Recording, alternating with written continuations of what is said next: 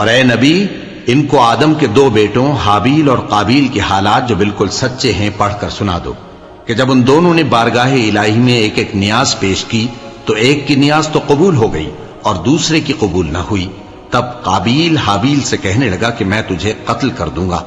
اس نے کہا کہ اللہ پرہیزگاروں ہی کی نیاز قبول فرمایا کرتا ہے، اگر تو مجھے قتل کرنے کے لیے مجھ پر ہاتھ چلائے گا تو میں تجھ کو قتل کرنے کے لیے تجھ پر ہاتھ نہیں چلاؤں گا۔ مجھے تو اللہ رب العالمین سے ڈر لگتا ہے، میں چاہتا ہوں کہ تو میرے گناہ کو بھی سمیٹ لے اور اپنے گناہ کو بھی، پھر تو اہل دوزخ میں سے ہو جائے، اور ظالموں کی یہی سزا ہے۔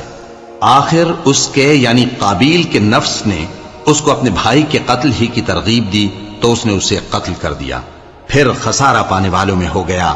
اب اللہ نے ایک کوا بھیجا جو زمین کریدنے لگا تاکہ اسے دکھائے کہ اپنے بھائی کی لاش کو کیسے چھپائے۔ کہنے لگا ہائے کمبختی، مجھ سے اتنا بھی نہ ہو سکا کہ اس کوے جیسا ہی ہوتا کہ اپنے بھائی کی لاش چھپا دیتا۔ پھر وہ پشیمان ہو گیا۔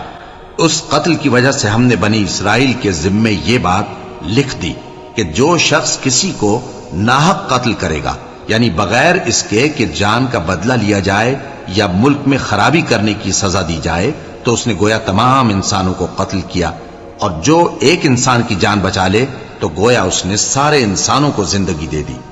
اور ان لوگوں کے پاس ہمارے پیغمبر روشن دلیلیں لا چکے، پھر اس کے بعد بھی ان میں بہت سے لوگ ملک میں زیادتیاں کرنے والے ہیں۔